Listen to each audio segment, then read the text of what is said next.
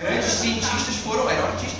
Leonardo da Vinci é só um exemplo para a gente pegar. Na Grécia Antiga também, você não tinha essa separação. A ciência moderna que separa muito isso, fragmenta muito isso, e a gente acaba incorporando isso na nossa vida mesmo, né? Fazer essa separação que não é boa para a gente, para o nosso bem-estar, para a nossa felicidade. Pegando um gancho, eu lembrei de uma fala sua, na entrevista.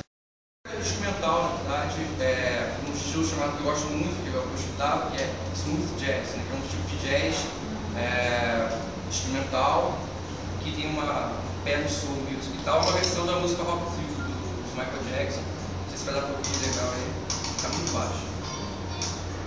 Quase dá pra ouvir. Dá pra ouvir mais que a música da Estela.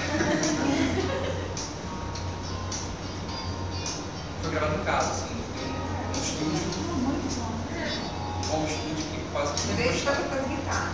É guitarra, baixo, teclado. Você toca tudo? E a bateria eu fiz no computador também. Quando já tem uma coisa. Mas você faz separado, depois junta no programa? Mensagem.